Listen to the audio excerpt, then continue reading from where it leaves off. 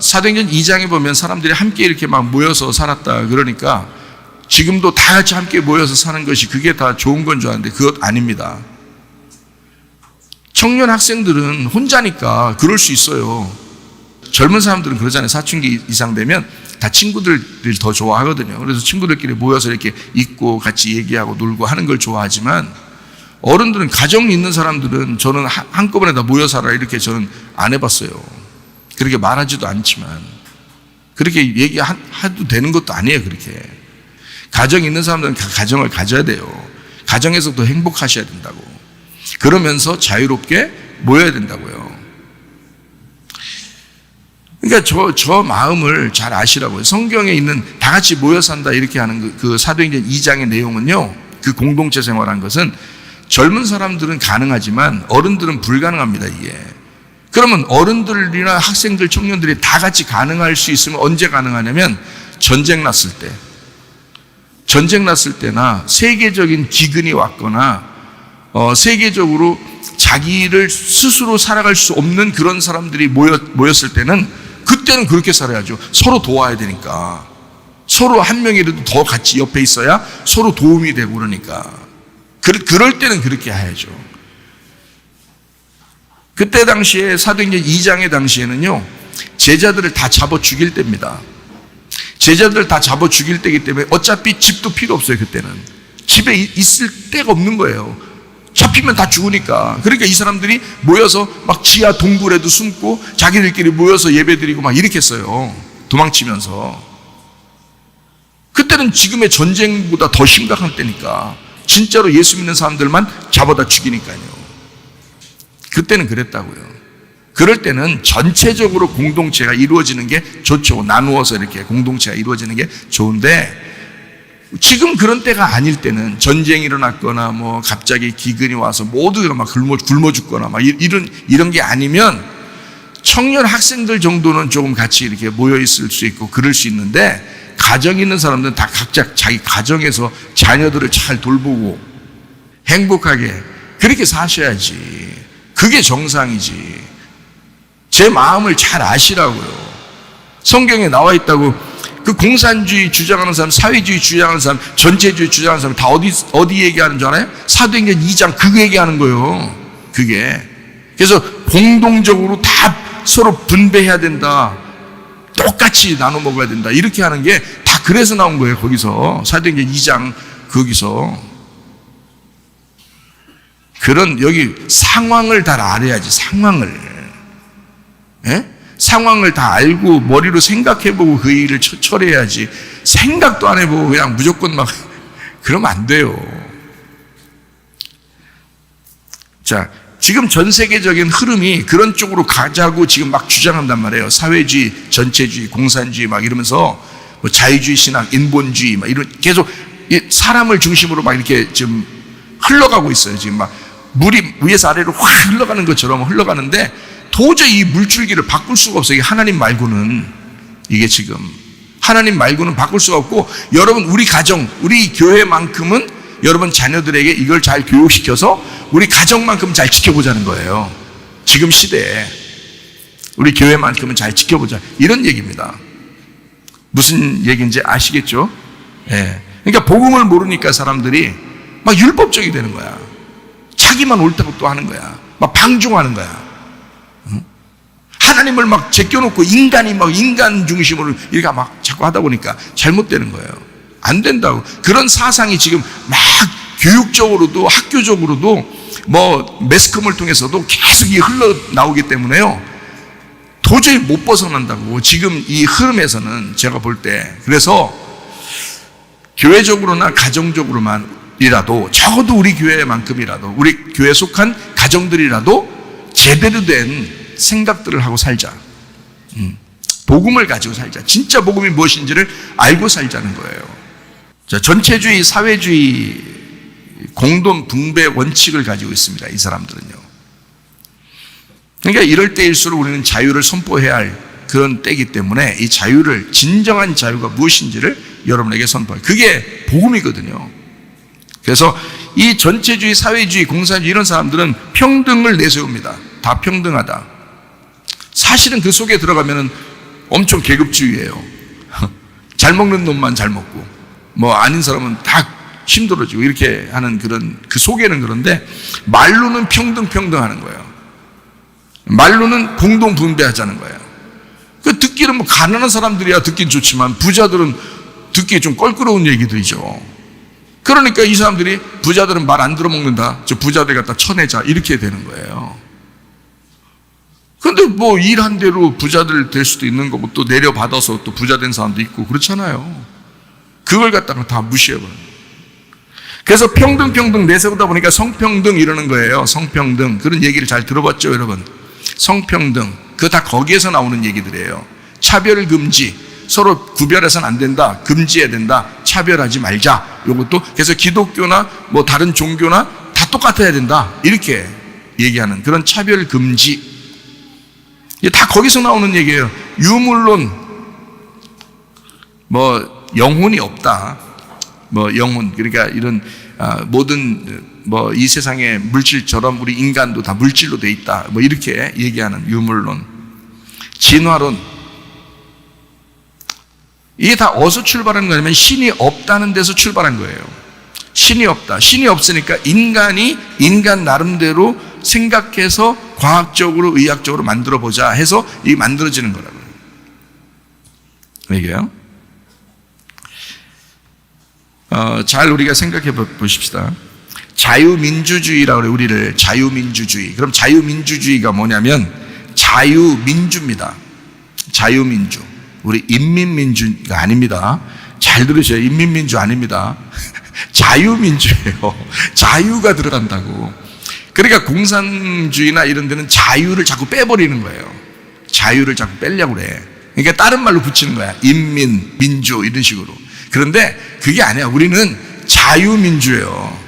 여러분 여기 교회 나온 게 뭐 자유민주로 나왔지 여러분이 인민민주로 나왔어요? 아니야. 인민동포 이런 거 아니에요. 여러분 자유민주라고 여러분. 자유민주라고요. 자유로운데 다른 사람을 배려하는 공동체 의식이 있는 거예요. 이게 자유민주라고요. 양성평등을 주장합니다. 여기는요. 그러니까 남자, 여자 이렇게 있는 것이다. 이렇게 하는 거지.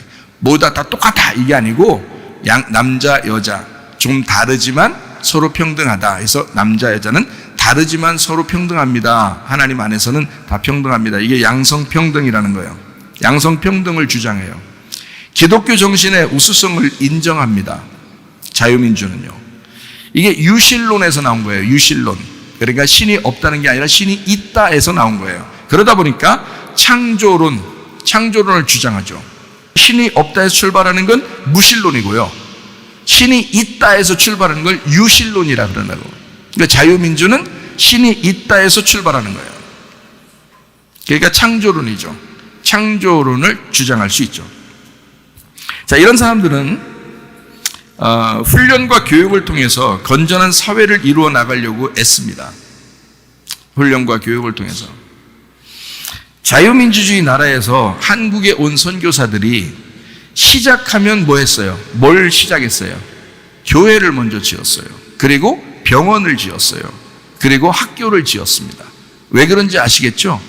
이게 자유민주주의 나라에서 온 선교사들이 하는 특징들이었어요. 그 사람들은 교회를 세우고 병원을 세우고 학교를 세웠어요.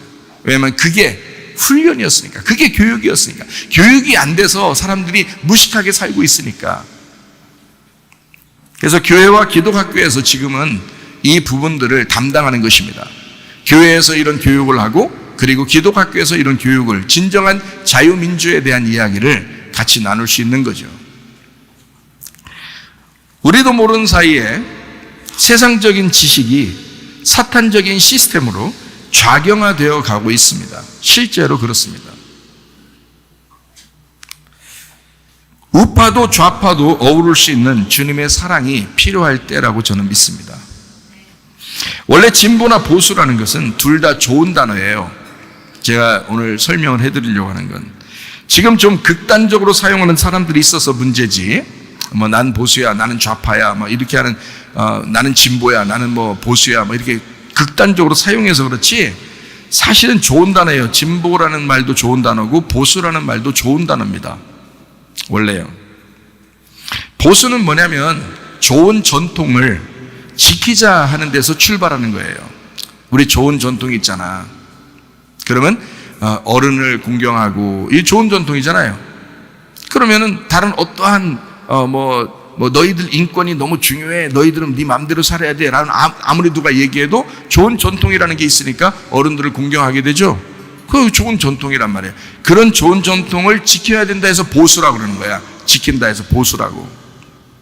진보는 뭐냐면 시대에 발맞추어 가지고 너무 고리타분하게 살지 말고 좋은 전통을 발전시켜 나가자는 거야. 요즘 시대에 맞게. 그러니까 옛날에 예를 들어서 어른을 공경한다 그러면 보수 입장에서는 어떻게 하냐면 그거를 더 극단적으로 보수라고 생각해서 무조건 어른한테 공경해라, 어른한테 어서 말대꾸야, 이런 식으로 하면 이제 그거는 이제 아니라는 거야. 지금 요즘 젊은 아이들한테 얘기해서 젊은 아이들이 편하고 쉽게 장난도 치고 어른들하고 얘기도 하고 그렇게 하면서도 어른이라는 걸 존중하는, 마치 우리 교회 같이 그렇게 하면 그런 게 진보라는 거예요. 그러니까 진보라고 하는 건 젊은 사람들 입장에서 전통은 있지만 그걸 너무 고리타분하게 막 꼰대처럼 지키자고 하지 말고 우리 좀 자유롭게 서로 소통하면서 우리들 마음도 이해해 가면서 점점 진보적으로 좋은 것을 발전시켜 나가자 하는 것을 진보라 그럽니다. 무슨 말인지 알겠죠? 그러니까 보수 안에서 진보는 반드시 필요하다는 겁니다. 제가 말하는 거는. 자, 창조론과 진화론도 마찬가지예요. 여러분은 너무 극단적으로 창조론을 주장할 수가 있습니다. 교회 다니니까. 그런데 진화론을 많은 사람이 주장하고 있어요. 그러면 그 사람들이 주장하는 거를 무조건 너희들은 다 잘못이야 이렇게 말할 수 있는 게 아니고 그 사람들도 뭔가 이렇게 과학적으로 맞는 얘기들이 있어요. 그럼 그런 것들을 받아들일 줄도 알아야지. 기독교라고 해서 무조건 야, 저 진화론은 마귀야 이렇게 하면 안 된다는 얘기죠. 근데 심지어 이제 이런 거예요. 예를 들어서 저 사람들이 극단적으로 원숭이가 사람 됐대라고 계속 얘기하는 거야. 그건 좀 이상하잖아. 그건 누가 들어도 이상하고 그렇게 자꾸 주장하는 것, 그건 좀 이상하다라고 얘기해 줄 수 있어요. 근데 창조도 진화도 모두 생각해 봐야 된다. 하나님의 창조를 전제로 하지만 그 안에서 진보적으로 발전해 나가는 진화가 있었단 말이에요. 조금씩 그 안에서. 여러분, 인간이, 우리가요, 키가 우리 한국 사람들이 옛날엔 작았어요. 근데 잘 먹고 하다 보니까 점점 진화해서 좀 큰 거예요. 제 얼마나 큽니까? 예? 알고 보면 옛날 사람에 비하면 전 거인이에요. 예, 웃자고 한 얘기 아니에요. 진지하단 말이에요, 저는. 그러니까 창조 안에서 진보적으로 뭔가 창조를 전제하지만 그 안에서 진보하는 진화가 있다는 얘기예요. 그렇게 말하면 아무 문제가 없거든요. 근데 왜 그렇게 서로 극단적으로 다 잘못됐다고 하니까 이게 이상하잖아. 그렇게 하지 말라는 거지. 자, 그러니까 보수 안에 진보가 있어야 하고 창조 안에 진화가 있는 거고 좋은 유전과 전통 안에 도전 정신이 있고 전진하는 정신이 있다는 겁니다. 서로가 어우러지는 이런 가정과 이런 교회와 이런 사회가 되어야 합니다. 예, 그거를 저는 얘기하는 거예요. 그렇지 않으면 극단주의가 되기 때문에 자기만 고립된단 말이야. 자기만 고립되니까 이건 어떤 면에서는 정신병과 같은 거예요. 자기는 그것만 아니까. 마치 책 한 권 읽은 사람처럼 말이에요. 무서운 사람 되는 거지. 자기 그것만 맞다는 거야. 그러면 안 돼요. 자, 그래서 이거를 저는 이제 이렇게 봅니다. 모든 것을 서로 이렇게 이해하고 상식적으로 다 이렇게 어우르고 알 수 있는 그런 거를 멀티탭, 이렇게 멀티탭 알죠? 여러 개가 같이 꽂아 있지만 하나인 탭이죠. 그래서 멀티탭, 가정도 멀티탭 가정이 돼야 된다. 교회도 멀티탭 교회가 돼야 된다. 사회도 멀티탭 사회가 된다. 서로 다른 것 같지만 같이 있는 이런 멀티탭 가정과 교회와 사회가 돼야 된다. 그러니까 이것은 바뀌지 않는, 진리는 바뀌지 않아야 되니까 바뀌지 않는 진리를 기반으로 해서, 그렇지만 여유 있게 행복한 가정, 행복한 교회, 행복한 사회를 꿈꾸어 나가는 그 도전 정신, 이건 필요하다라는 것입니다. 우리는 누구나 이 세상의 시스템 안에서 공존하며 살아갑니다. 우리가 세상의 제도를 크게 바꿀 수는 없어도 자기의 자녀들에게 소소하게나마 진리를 알려줄 수는 있을 겁니다. 저는 그래서 또 여러분에게 말하는 거고요.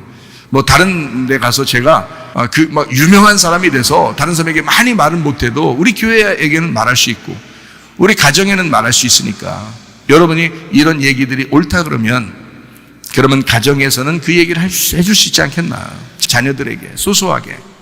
돌아가시기 전 어떤 아버지가 그 아들에게 말했답니다. 세상 어디에 보물이 숨겨져 있으니까 찾아서 요긴하게 쓰라.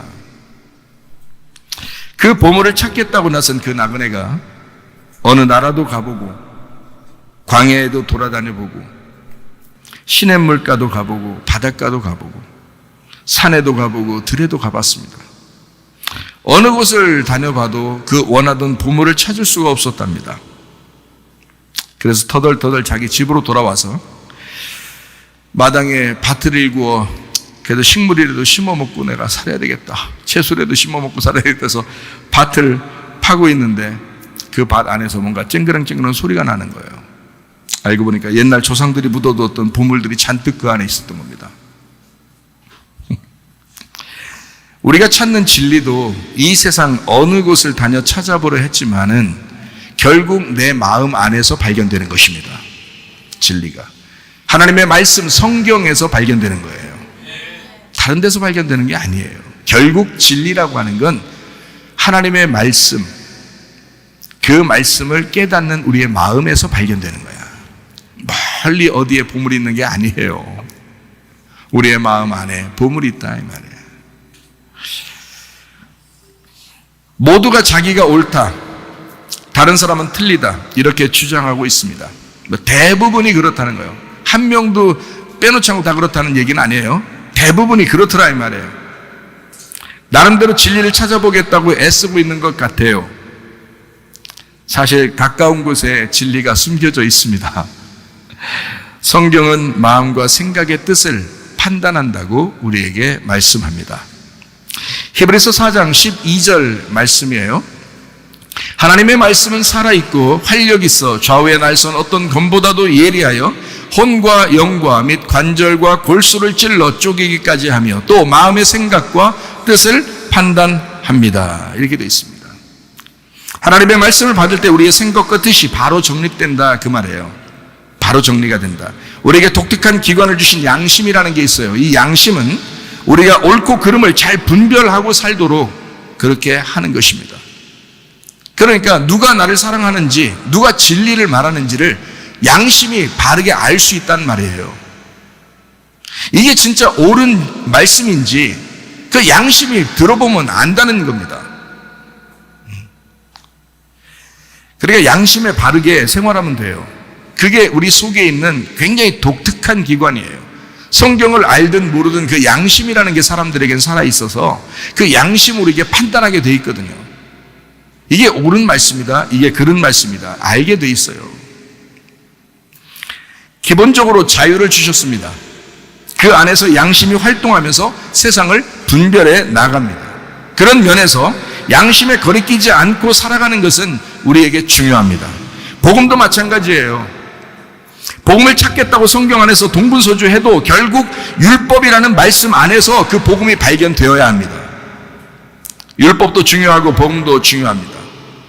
선악과도 중요하고 생명나무도 중요한 원리입니다. 선악과를 몰랐다면 여러분 생명나무는 모릅니다. 선악과를 먼저 알아야 생명나무를 알게 되는 것이거든요. 선과 악을 아는 지식의 나무를 통해서 양심을 배우게 되고 그 안에서 생명나무의 용서와 그 사랑과 그 은혜와 그 복음을 체험하게 되어 있습니다. 율법이라는 울타리가 없이는 복음이 방황합니다. 율법의 울타리 안에서 보물과 같은 그 복음을 발견하며 살아가는 것이 중요합니다. 그래서 로마서 7장 2절 말씀을 한번 보도록 할게요. 남편 있는 여인이 그 남편 생전에는 법으로 그에게 매인바되나 만일 그 남편이 죽으면 남편의 법에서 벗어나느니라 이랬습니다. 다시 말하면 옛 남편이죠. 이제 죽었으니까 옛 남편이죠. 죽은 남편이란 말이에요. 자, 그 옛 남편이라고 하는 이 얘기를 왜 쓰는 거냐면 이게 율법이라고 쓰는 거예요. 율법. 그러면 새 남편이 또 우리에게 오겠죠. 성경에서 말하는 새 남편. 새 남편은 복음이에요. 그러니까 율법이 옛 남편이 죽기 전에는 율법에 매여 있었다. 그런데 새 남편이 오면 율법하고는 우리하고 상관이 없다. 그 법에서 놓였지 않느냐, 벗어났지 않느냐. 이제 새 남편 안에서 살아야 되지 않느냐. 근데 그 새 남편은 어느 남편이냐면 나를 위해서 죽은 율법의 남편이란 말이에요. 그 남편이 부활해가지고 새 남편이 된 거야. 그래서 율법과 복음은 같은 거란 말이에요. 그러니까 새로워진 거지. 여러분은 구원받았다고 여러분 모습이 다 바뀌어요? 얼굴은 좀 밝아져요. 얼굴은 좀 밝아지는데 그렇다고 모습이 뭐 갑자기 바뀌는 거 아니에요. 구원받으면 갑자기 날씬해지고 구원받으면 갑자기 통통해지고 뭐 이런 거 아닙니다. 네. 똑같아요. 여러분은 똑같은데 여러분이 구원받기 전과 여러분 구원받은 후가 달라지는 것과 똑같아요. 새로운 사람이 됐다는 거지. 네. 이게 새 남편이란 말이에요. 자, 7절 말씀을 한번 봅니다. 그런즉 우리가 무슨 말 하리요? 율법이 죄냐? 그럴 수 없다. 율법으로 말미암지 않고는 내가 죄를 알지 못하였으니 곧 율법이 탐내지 말라 하지 아니하였더라면 내가 탐심을 알지 못했을 것이다. 이렇게 되어 있습니다. 탐심이 뭐예요? 탐심이 뭐예요? 그러면 여러분이 뭐지? 이렇게 욕심내는 거? 이렇게만 생각하는데 탐심이 처음에 들어왔던 게 뭐냐면 선악과예요. 선악과가 선악을 아는 지식의 열매가 탐심입니다. 그런 사람들이 먹고 싶었던 거예요. 자, 그게 먹음직, 보암직, 탐스럽잖아요. 이게 육신의 정욕, 안목의 정욕, 이생의 자랑이었거든요. 이게 선악과예요. 그거를 먹고 싶었던 거예요. 사람들이 그걸 탐심이라 그런다고요. 그 탐심을 먹고 싶었다. 그게 뭐냐면 선악을 아는 지식의 열매라고요. 그거를 먹고 싶었던 거예요. 여러분도 다른 사람 보면 막 판단하고 싶죠. 막 목사도 판단하고 싶고 그냥 집사님들도 판단하고 싶고 막 그러죠. 너나 판단이야. 네가 너나 판단이요. 그래야 되는데 아이고 그냥 다른 사람을 자꾸 판단하고 싶어요. 왜 그런 마음이 온 줄 알아요? 선악과 먹어서 그래요. 선악과 먹은 게 그대로 나타나기 때문에 그러는 거예요. 자꾸. 이제는 생명나무 열매를 먹고서 선악과 나무 먹는 걸 자꾸 덮어버려야 되는데 이게 안 덮어지니까 생명나무가 자꾸 안 들어오니까 선악나무만 자꾸 나오는 거예요. 그러니까 누구만 만났다면 어떤 사람은 씹어. 또 누구만 만났다면 딴 사람 씹고 그냥 씹다 딴 사람 씹을 게 없으면 목사도 씹고 그래요. 선악과 먹어서 그래요.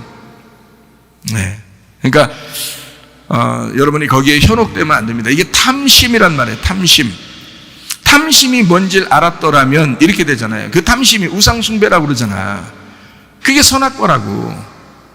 그거를 몰랐을 거다. 네가 율법을 몰랐다면, 성경이라는 율법을 몰랐다면 너 그거 몰랐을 거 아니냐, 이런 얘기예요.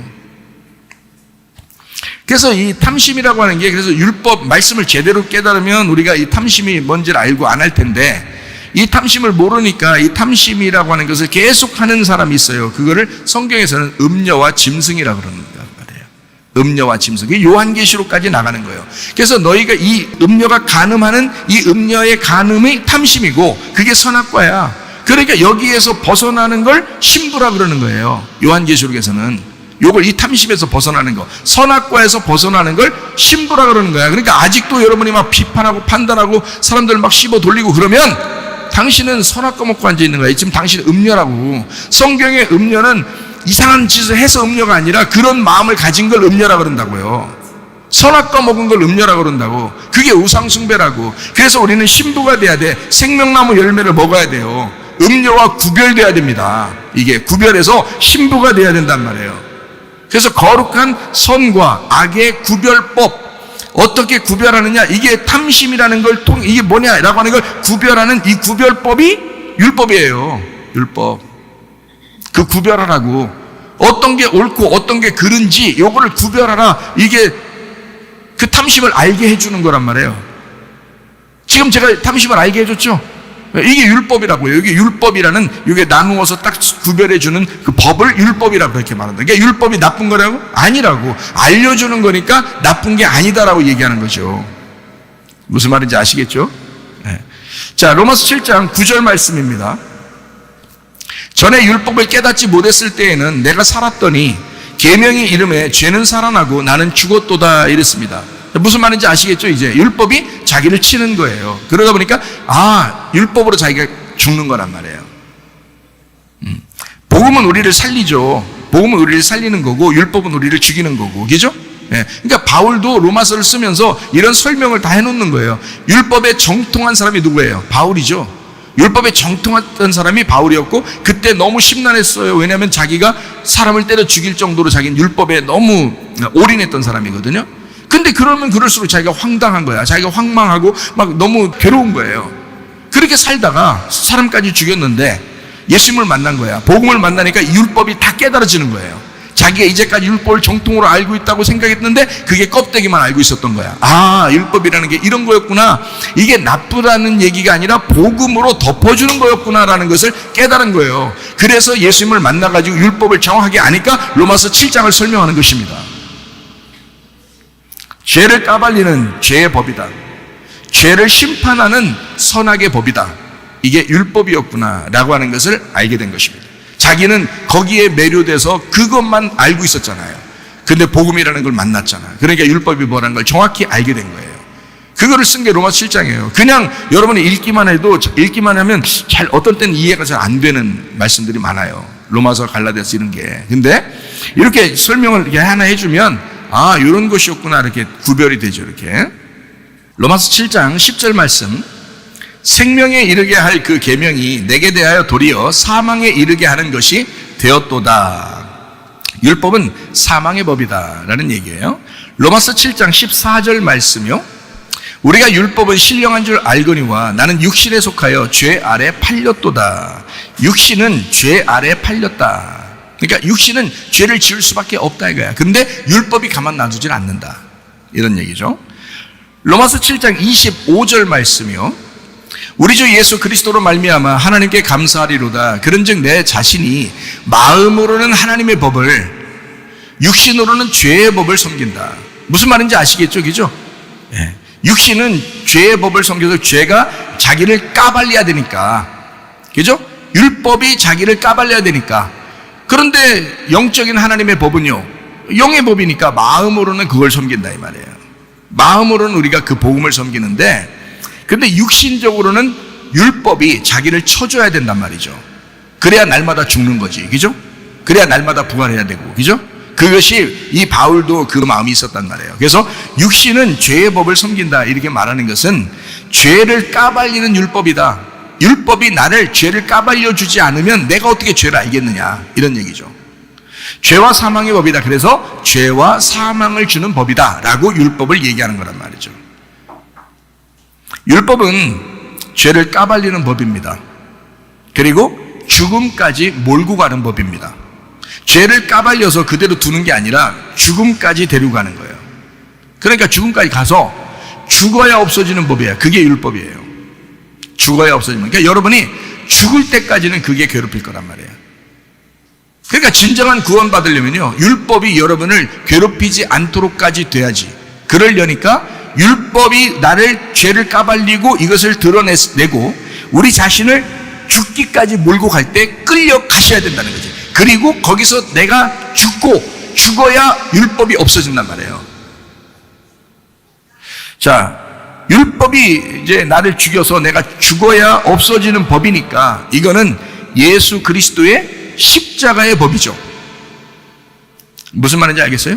십자가의 법이죠. 예수 그리스도의 십자가의 법은 율법 안에 있을 때 예수님이 그 율법으로 죽임당한 예수님이란 말이에요. 그러니까 우리가 죽으라고 하는 게 아니고 너는 그걸 믿기만 해 이런 말이고요. 예수님이 대신 죽으시겠다는 거예요. 그러니까 그게 얼마나 귀하냐 이거야. 그 예수님이, 그 은혜가 얼마나 소중하냐 이런 얘기죠. 근데 여러분 교회 나오면서 예수님의 십자가에 대해서 그렇게 소중하게 여기지 않는다고요. 그냥 대충 그냥 구원했겠지 이렇게 한다고요. 그러니까 방종하며 사는 거야. 율법에 자기를 치지도 못하고, 율법에 죽지도 못하고, 그냥 계속 그냥 어영부영 사는 거란 말이에요, 이게. 그러면 안 된다고. 그래서 제가 복음을 정확하게, 이런 게 복음이야, 라는 것을 설명하려고 하는 거예요. 예수님이 대신 죽임당하심으로써 율법이 끝났어요. 그래서 율법 안에서 예수님이 죽으셨다고요. 죄인의 몸으로 와서 십자가에 죽으셨다. 예수님의 죽음이 그게 복음이 되었다, 우리한테. 그게 우리에게 복음이 되었다. 이것이 진정한 복음입니다. 로마서 7장 22절, 내 속사람으로는 하나님의 법을 즐거워하되, 23절, 내 지체 속에서 한 다른 법이 내 마음의 법과 싸워 내 지체 속에는 죄의 법으로 나를 사로잡는 것을 보는도다. 25절, 우리 주 예수 그리스도로 말미암아 하나님께 감사하리로다. 그런즉 내 자신이 마음으로는 하나님의 법을, 육신으로는 죄의 법을 섬기노라. 이렇게 된 것입니다. 속사람은 하나님의 법을 즐긴다 이거야. 속사람은 하나님의 법, 마음의 법을 즐긴다. 근데 마음으로 하나님의 법을 섬기고 있다 이거죠, 우리가. 영원히 율법이 우리에게서 떠나고 부활의 복음이 왔다는 것입니다.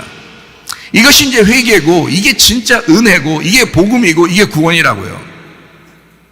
그래서 율법이라고 하는 것, 자 정리합니다. 율법이라고 하는 건 죄를 까발리는 법이다. 그리고 죽음까지 몰고 가는 법이다.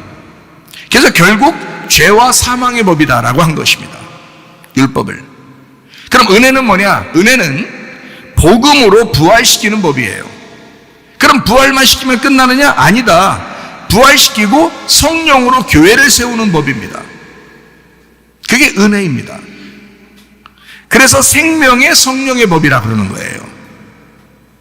부활시켜서 우리를 살릴 뿐 아니라, 생명을 줄 뿐 아니라 그 성령으로 교회를 세우고 그 안에서 생활하도록, 성령으로 생활하도록, 생명으로 생활하도록 만드는 법, 이게 생명의 성령의 법, 이거를 은혜라 그러는 거예요. 죄라고 하는 건 뭐라고 그러냐? 죄는 하나님으로부터 이탈되는 걸 죄라 그래요. 하나님으로부터 벗어났다, 요거를 죄라 그래요. 하나님이라는 관역이 있는데 그 관역에서 네가 벗어났다, 요거를 죄라 그럽니다. 죄는요, 하나님을 이탈했다, 이거를 죄라 그러는데요. 여러분은 교회 한 번씩 나왔으니까 여러분은 하나님부터 이탈되지 않았다고 생각하지만 그렇지 않고 늘 우리는 자꾸 하나님부터 이탈되려고 한다 이 말이에요. 육신이 사니까, 육신, 하나님의 나라를 유업으로 받지 못하는 그 육신적으로 자꾸 살려고 그러니까 하나님으로부터 벗어나려고 한단 말이죠. 자기 생각대로 살려고 그러고, 자기만 옳다고 그러고. 그러니까 하나님을 이탈하려고 그런다. 이게 뭐냐? 아담과 하와의 선악과예요.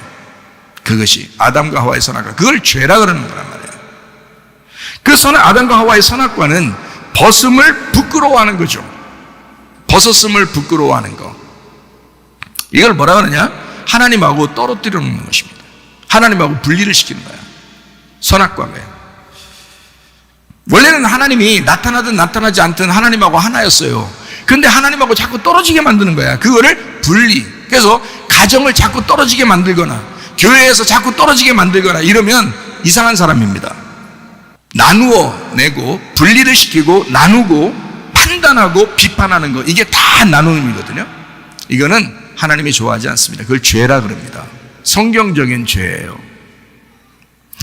예수 부활 이후의 죄는 뭐냐? 그래서 예수 부활 이후의 죄, 요한복음 16장 9절입니다.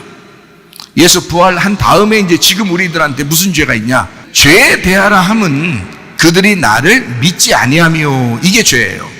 이제는 예수님이 그 율법이라는 선악에서 죽으셨잖아요. 죽으셨으니까 그 예수님을 받아들이고 은혜로 믿지 않으면, 그러면 이제 그걸 죄라 그러는 거예요. 우리 보고 지금은 여러분이 무슨 엄청난 죄를 져서 죄라고 그러는 게 아니라 지금은 예수님을 안 믿는 게 죄예요. 예수님 안 믿는 게, 그 은혜의 예수님, 그 십자가의 그 복음을 안 믿는 그게 죄라고. 지금은 무슨 말인지 아시겠죠? 예수 십자가의 복음을 믿지 않는 것, 이것을 지금은 그게 죄다, 이렇게 말하는 겁니다. 사망이라는 게 뭐냐? 사망, 성경에서 사망이라고 그러는 건 분리를 시켰다, 이걸 사망이라고 해요. 하나님하고 떨어졌다. 그래서 하나님으로부터 쫓겨났다, 아담과 하와가 쫓겨났다, 이거를 사망이라고 합니다. 자 봐요, 하나님이 선악과 먹기 전에 아담과 하와한테 뭐라고 그래요? 너 이거 먹으면 죽는 거야 그랬죠? 근데 금방 우리가 생각하는 이렇게 죽는 게 없죠, 성경에. 그죠? 뭐를 죽는다 그러는 거냐면 하나님이 쫓아내셨다, 이거를 죽는다 그러는 거야. 넌 죽었다. 하나님하고 같이 살고 있으면 이건 생명을 얻은 거고요, 그건 살고 있는 거고, 이제 선악과를 먹었으니까 그건 넌 죽는 거야 라고 하는 건, 선악과를 먹었으니까 난 너와 같이 아버지로서 있었는데 네가 나로부터 쫓겨난 거야, 이렇게 쫓겨나게 되는 거야. 내가 내려가서 너를 위에서 대신 죽을 때까지, 너의 이름으로 내가 대신 죽을 때까지 내가 너를 쫓아낼 수밖에 없어. 이게 너를 죽일 수밖에 없어. 너를 사망을 시킬 수밖에 없어. 너하고 내가 떨어질 수밖에 없어. 이걸 사망이라 그러는 거예요. 그러니까 우리가 하나님 앞에 다시 돌아가야 되겠죠. 하나님 앞에 다시 돌아가는 방법은 어떻게 해요? 죄가 사라지면 돌아가겠죠. 그걸 뭐라고 어떻게 돌아가는 거예요?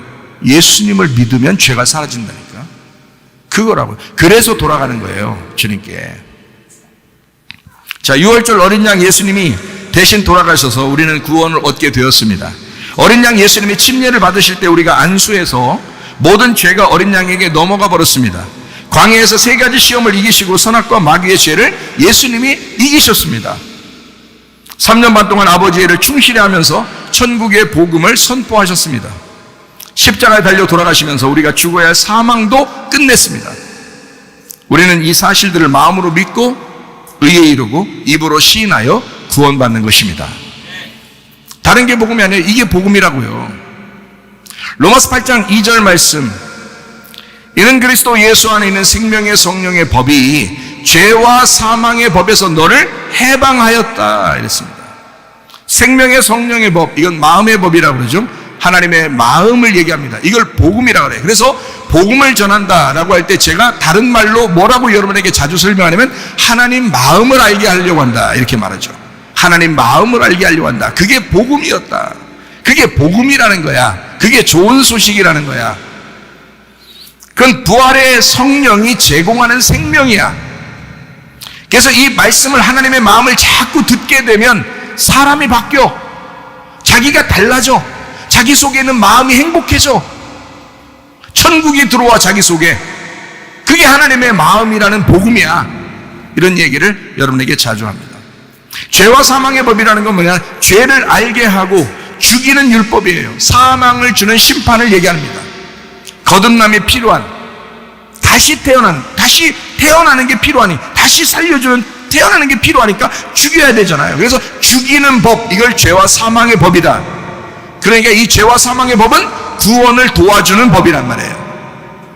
구원의 법, 생명의 성령의 법은 우리에게 은혜를 주는, 하나님의 마음을 깨닫게 하는 법이고, 죄와 사망의 법은 나를 죽이게까지 함으로써 나를 구원받도록 도와주는 법이란 말이에요.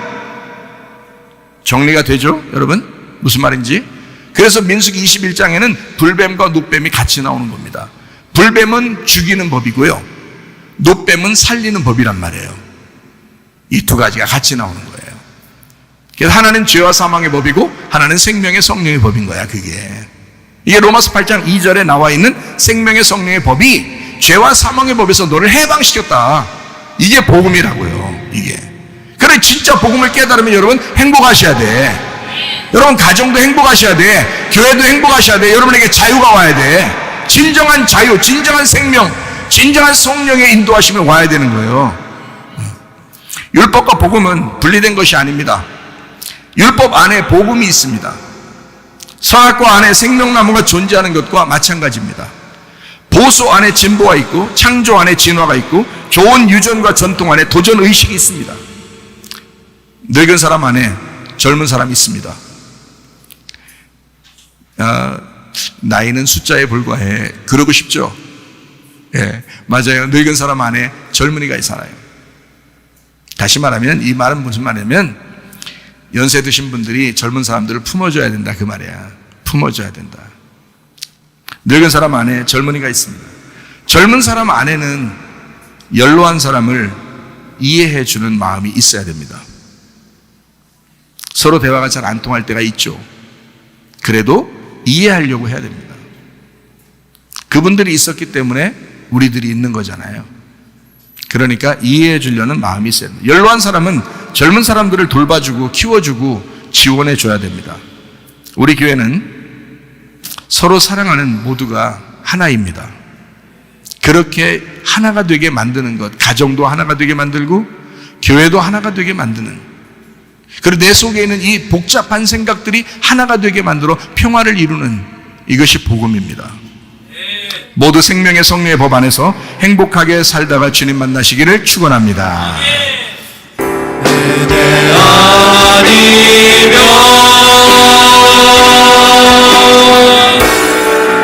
나서지 못하네. 십자가의 그 사랑 능력 아니면 나서지 못하네. 은혜 아니면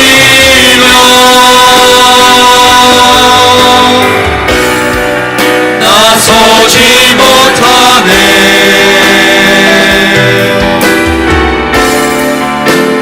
놀라운 사랑 그 은혜 아니면 나서지 못하네. 우리 한번 기도하겠습니다. 하나님 앞에 기도할 때, 하나님, 내가 주님의 은혜로 살게 하옵소서.